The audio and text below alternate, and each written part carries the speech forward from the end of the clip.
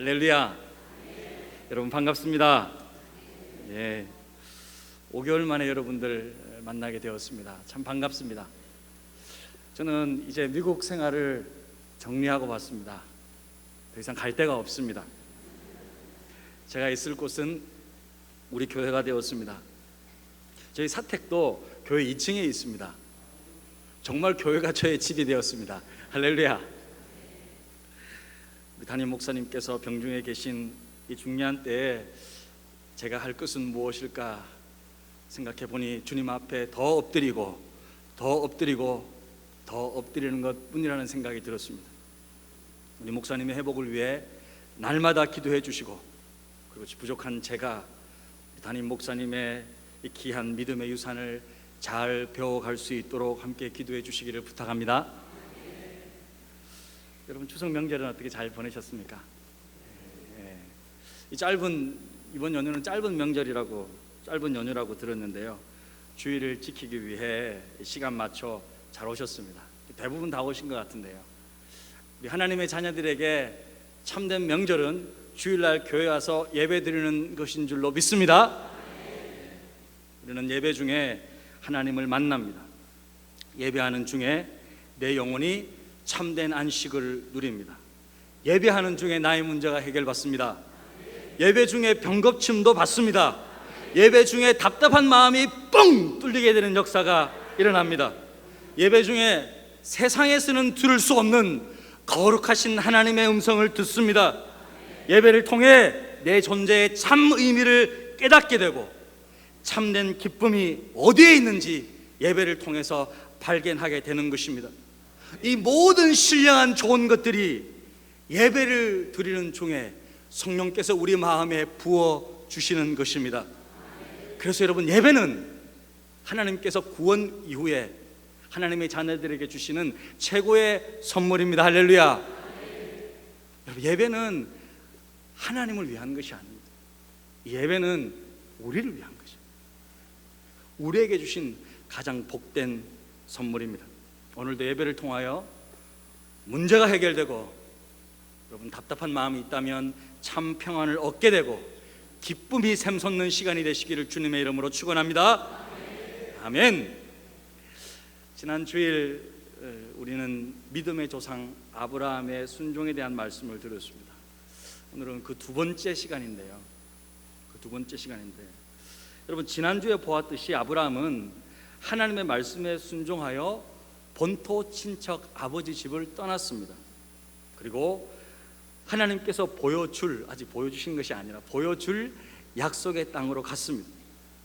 여러분 아브라함은요, 지금으로부터 혹시 몇 년 전의 사람인 줄 아십니까?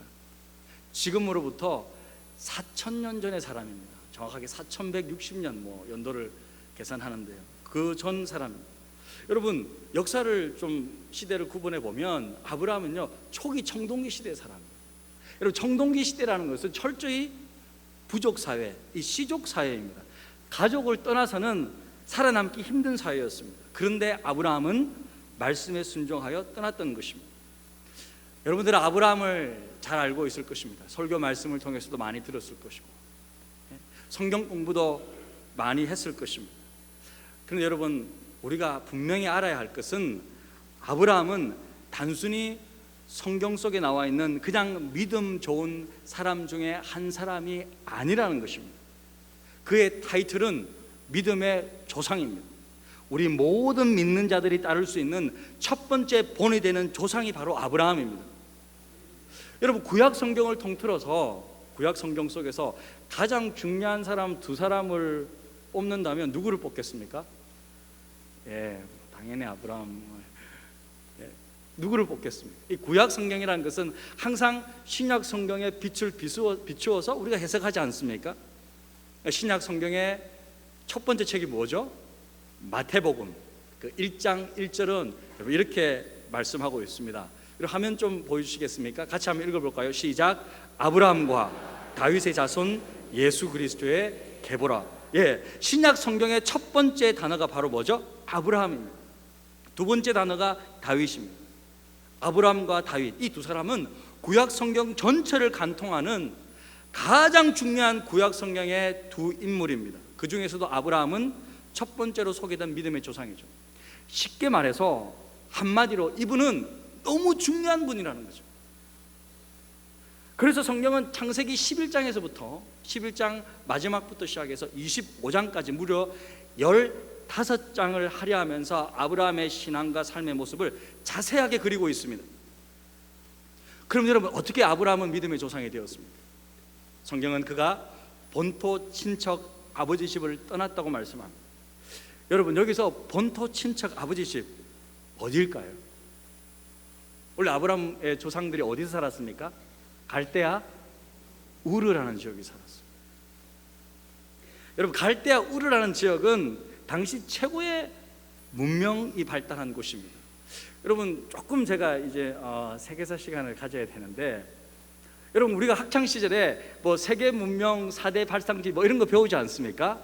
예, 이 사람들이 살기 위해서는 물이 있어야 되니까 다 강을 끼고, 뭐 이집트의 나일강, 뭐 중국의 황야강, 그 인도의 인더스강, 이 문명들이 발달하는데 그 중에 가장 첫 번째 최초의 문명의 발상지가 바로 메소포타미아 문명 아닙니까?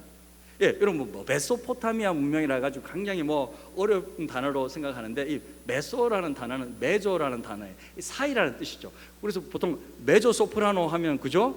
소프라노와 알토 사이를 말하는 거잖아요. 그 메조. 그러니까 포타미아라는 단어는 이 포타무스, 이 강이라는 뜻의 포타무스의 복수형이에요. 그래서 메소포타미아 문명이라는 것은 강들 사이의 문명이라, 이런 뜻입니다. 무슨 강이죠? 이 티그리스 강, 유프라테스 강, 이 중동에 있는 그 사이에 있는 메소포타미아 문명이 인류 문명의 발상지예요. 최초에. 자, 왜 세계사 시간도 아닌데 장황하게 설명하느냐? 왜냐하면 갈대아 우르라는 지역이 인류 문명의 발상지인 이 메소포타미아 문명권이라는 거예요. 갈대아 우르는 지금도 고고학자들이 발굴하고 있는데요, 당시에 현대 아파트와 같은 좋은 집들이 있고 도시가 완전히 형성되어 있습니다. 지금 이 시간에도 고고학자들이 갈대아 우르에서 발굴하고 있어요. 계속 유물들이 나오고 있습니다. 세계 최고의 문명지였습니다. 그리고 아브라함은 당대 상당한 부자였습니다. 아쉬울 게 없는 사람이었습니다. 그리고 아브라함 가족들이 이제 우르에서 하란으로 가는데, 하란이라는 지역도 고도로 발달했던 고대 도시 중에 하나였습니다. 갈대아 우르가 강남이라면 하란은 분당 정도 되는 거예요. 부자였던 아브라함, 집도 있었고요, 수십 명의 종들이 있었고요, 많은 가축들도 있었습니다. 당시 여러분 초기에 청동기 시대 때는요, 금과 음은 잘 없었어요, 사람이. 근데 아브라함에게는요, 많은 금과 음도 있었습니다. 쉽게 얘기해서 잘 먹고 잘 살았던 안정된 그런 사람이라는 거예요. 그런 아브라함에게 하나님의 말씀이 임했던 것입니다. 그곳을 떠나 내가 너에게 보여줄 땅으로 가라.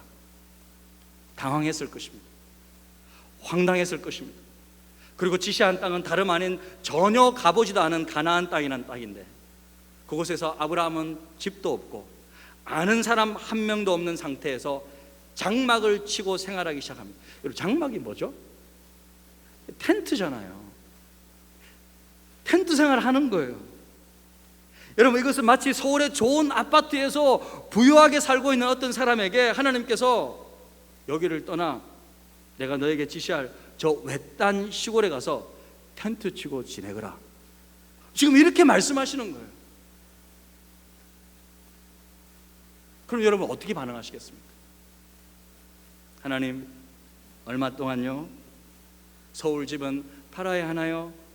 그냥 잠깐 두고 일주일 정도 가족들과 함께 텐트 치고 지내면 안 될까요? 뭐 이런 반응이 나오지 않겠습니까? 여러분, 아브라함은 언제까지 장막 생활을 하는 줄 아십니까? 언제까지요? 죽을 때까지. 그러나 한 번도 고향으로 돌아가지 않습니다. 그리고 그 아들도 그렇게 생활합니다. 그리고 그 손자도 그렇게 생활합니다. 아브라함, 이삭, 야곱, 이 3대는 하나님이 약속한 그 땅에서 수백 년 동안 장막 속에서, 텐트 속에서 생활합니다.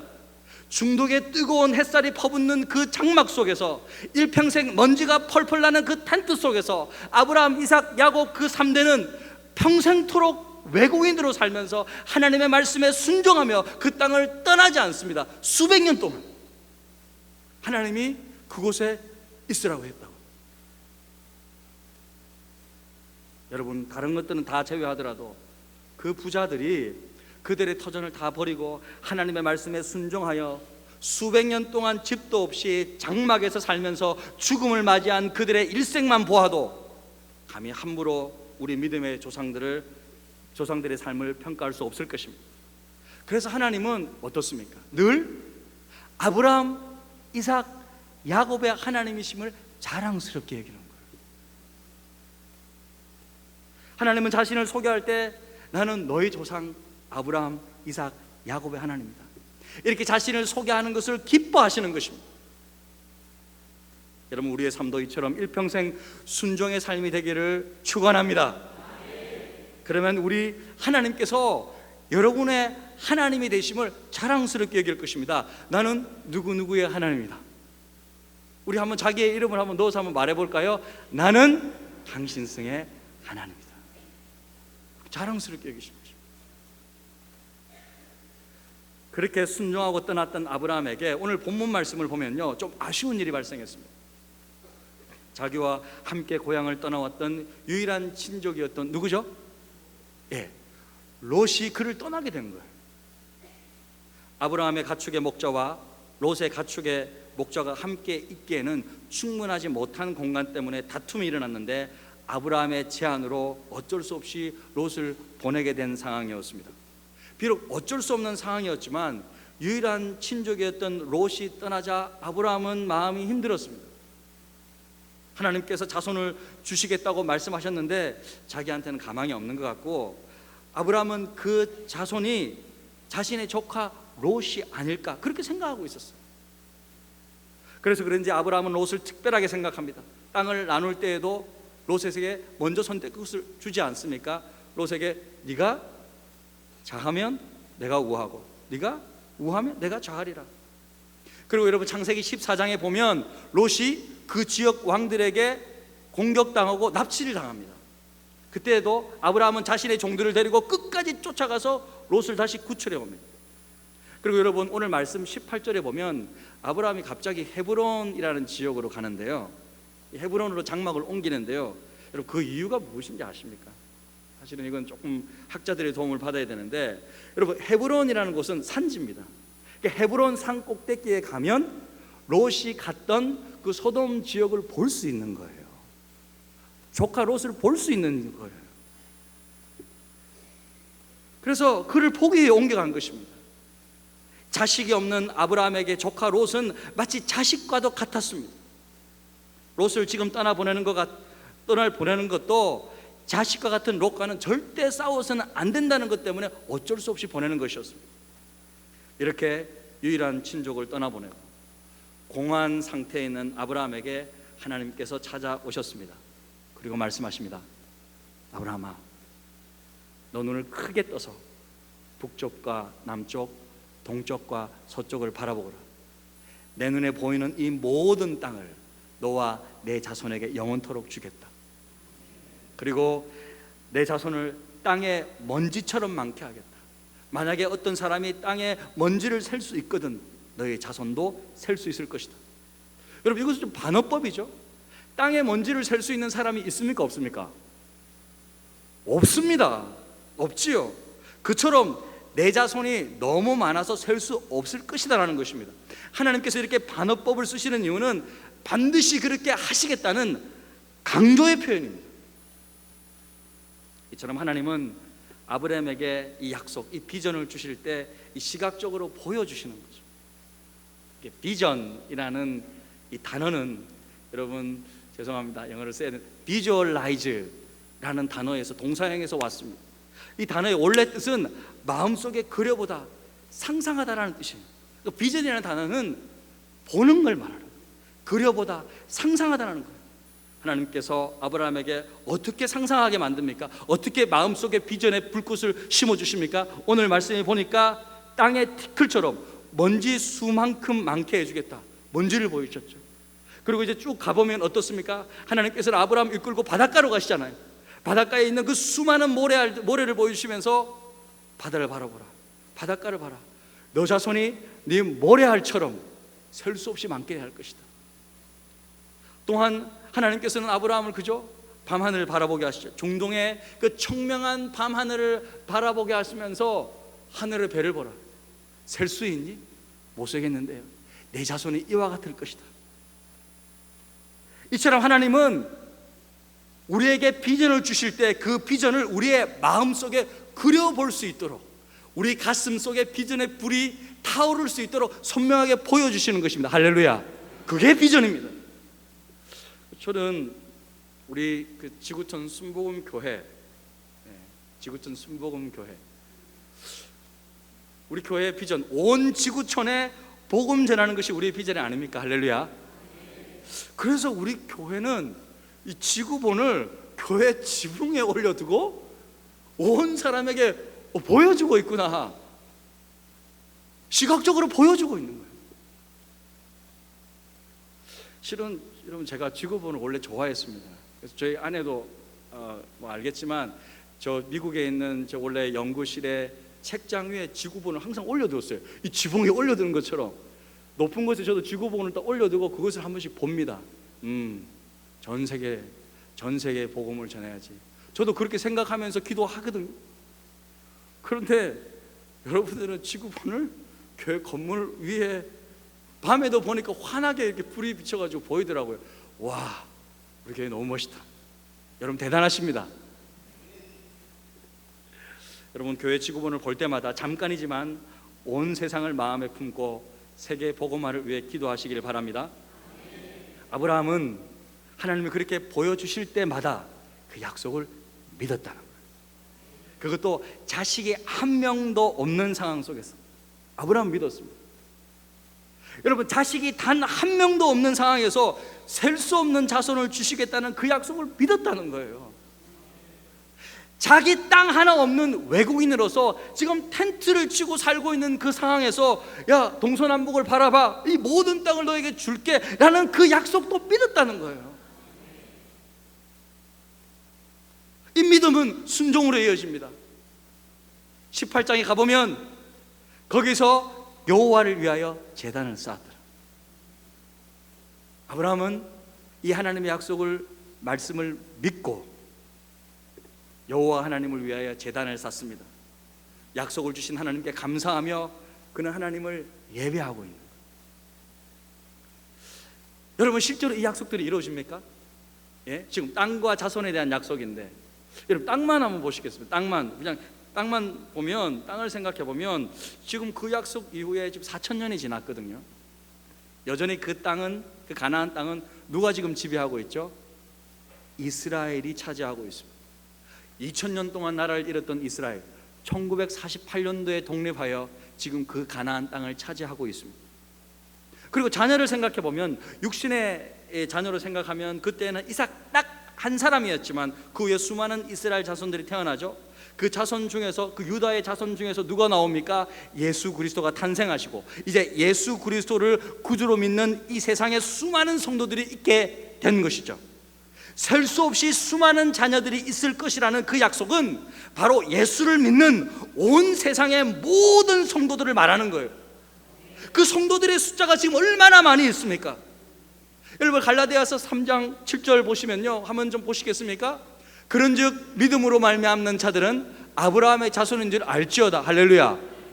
예, 3장 29절에도 이렇게 말씀하시죠. 너희가 그리스도의 것이면, 너희가 정말 예수 안에 있다면, 예수를 주로 믿고 있다면 곧 아브라함의 자손이라는 거죠. 약속대로 유업을 이을 자라는 거죠. 아브라함의 순종으로 말미암아 수많은 사람들이 지금 복을 누리게 되었습니다. 아브라함의 영적인 자손들은 지금 전 세계에 수만 명이, 수억 명이죠. 셀 수가 없습니다. 그 하나님의 약속은 지금 그대로 이루어지고 있다는 것입니다.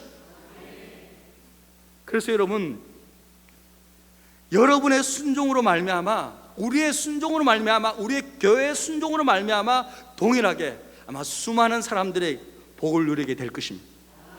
그래서 여러분, 하나님께 순종, 하나님의 말씀의 순종을 그냥 추상적인 의미로 생각하시면 안 됩니다. 단순히 관념적인 내 생각 속에 갇혀버리게 해서는 안 됩니다.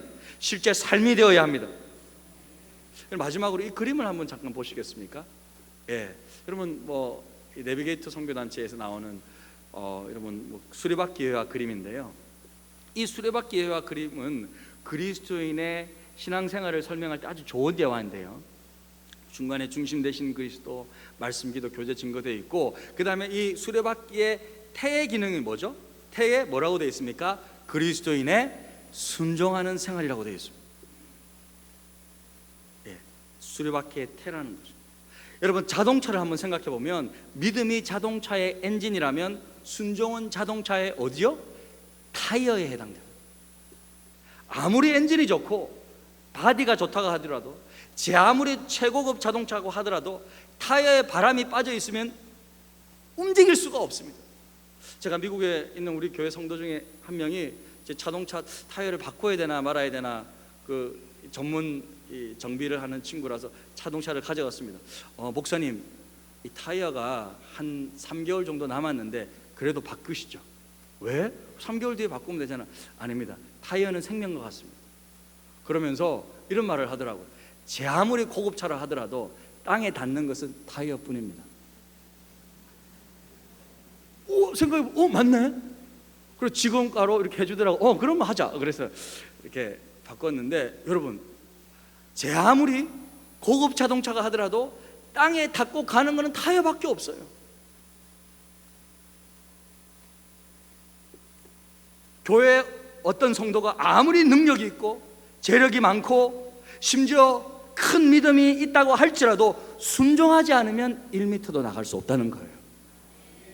순종하지 않는 삶은 그냥 좋은 것뿐입니다. 그냥 좋은 자동차를, 바퀴 빠진 좋은 자동차를 가지고 있는 거예요. 순종은 명사가 아니라 동사형입니다. 순종은 움직이는 것입니다. 그래서 기도하라고 말씀하시면 기도하는 거예요. 할렐루야. 선교하라고 말씀하시면 선교하는 거예요. 할렐루야. 봉사하라고 말씀하시면 봉사하는 것입니다. 순종은 생활입니다. 그냥 하는 것입니다. 순종은 실천입니다. 하지만 그 순종의 결과는 우리에게 어마어마한 축복입니다. 아브라함도 정말 좋은 집 두고 좋은 도시에서, 그 서울보다 더 좋은 도시에서, 전 세계에서 가장 문명이 찬란한 그 도시를 두고, 그 집을 두고, 그 환경과 터전을 두고 그냥 먼지 날리는 태양빛이 내리쬐는 텐트에서 평생토록 죽을 때까지 생활했는데, 그때는 얼마나 고생이었겠습니까? 하지만 그의 순종으로 말미암아 수억 명의 사람들이 예수 그리스도를 믿고 그의 자녀가 되었다. 순종은 잠깐이었지만 축복은 영원하였습니다. 여러분, 아브라함은 그 모든 안정된 삶의 터전을 버리고 하나님의 말씀에 순종하여 일평생 장막에서 살았지만 그의 모든 삶은 4000년이 지난 지금까지도 하나님께 인정받았고 우리에게 가장 귀한 첫 번째 본으로 알려지고 있습니다. 저와 여러분도 이 아브라함의 믿음의 스피릿을 이어받아 작은 것 하나부터 순종하고 주님께 귀하게 쓰임받는 저와 여러분이 다 되시기를 주님의 이름으로 축복합니다. 아브라함의 순종의 모습이 곧 저와 여러분의 순종의 삶으로 연결되기를 주님의 이름으로 축원합니다. 기도하겠습니다.